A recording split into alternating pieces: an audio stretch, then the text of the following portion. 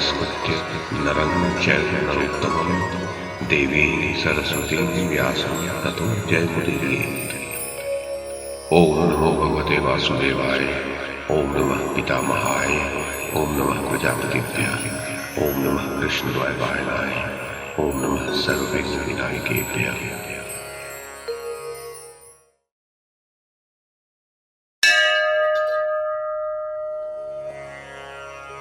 वैशंपायन जी कहते हैं, जन्मेजय तब संजय ने आगे कहा, महाराज धृतराष्ट्र, भरतनंदन, इस प्रकार आपकी सेनाओं में राजा शल्य का अभिषेक होने पर समस्त योद्धाओं को कर्ण के मारे जाने का थोड़ा सा भी दुख नहीं रह गया।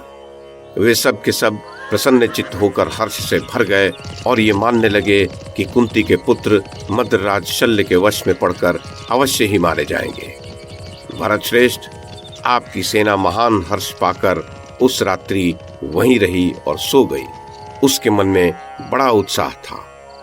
उस समय आपकी सेना का वह महान हर्षनाद सुनकर राजा युधिष्ठिर ने समस्त क्षत्रियों के सामने ही भगवान श्री कृष्ण से कहा, माधव, धृतराष्ट्र पुत्र दुर्योधन ने समस्त सेनाओं द्वारा सम्मानित महाधनुधर मद्रराज शल्य को सेनापति बनाया है।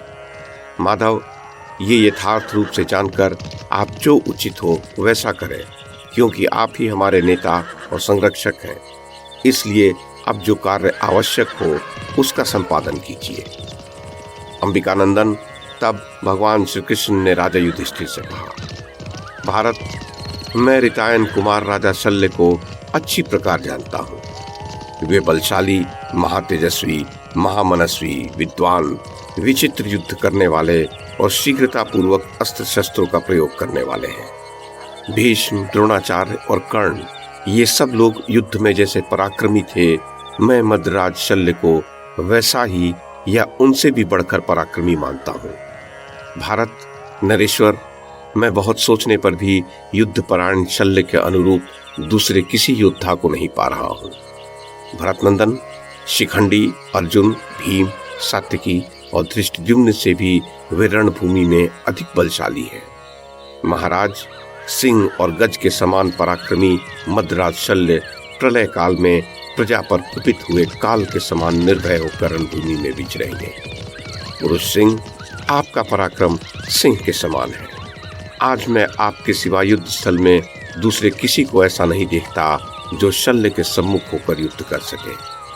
कुरुनंदन, देवताओं सहित इस संपूर्ण जगत में आपके सिवा दूसरा कोई ऐसा पुरुष नहीं है जो रण में कुपित हुए मद्रराज शल्य को मार सके।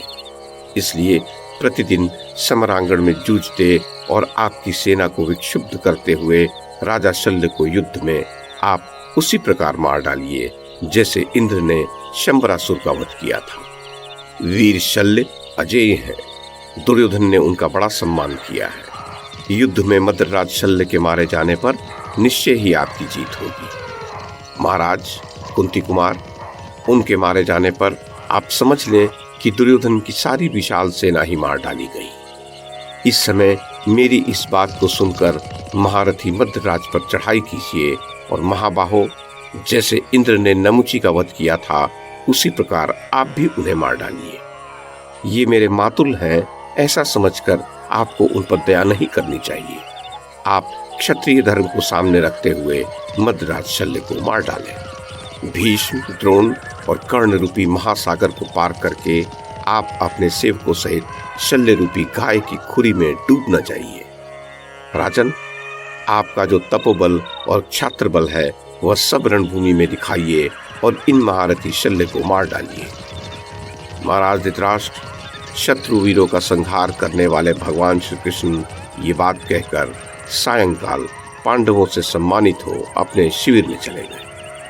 श्री कृष्ण के चले जाने पर उस समय धर्मपुत्र युधिष्ठिर ने अपने सब भाइयों और पांचालों और सोमको को भी विदा करके रात्रि में अंकुश रहित गज के समान शयन किया।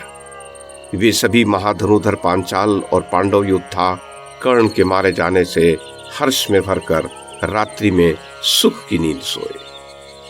माननीय नरेश, महाराज धृतराष्ट्र, सूत पुत्र कर्ण के मारे जाने से विजय पाकर महान धनुष एवं विशाल रथों से सुशोभित पांडव सेना बहुत प्रसन्न हुई थी।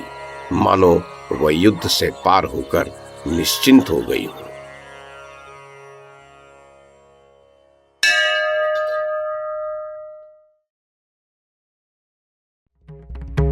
YouTube के माध्यम से महाभारत की कथा को एक श्रृंखला के रूप में प्रस्तुत करने का हमारा यह प्रयास यदि आपको सराहनीय लगा हो तो कृपया इस कड़ी को लाइक और शेयर करें, चैनल को सब्सक्राइब करें और बेल आइकन को दबाएं। साथ में अन्य लोगों को भी देखने के लिए प्रेरित करें।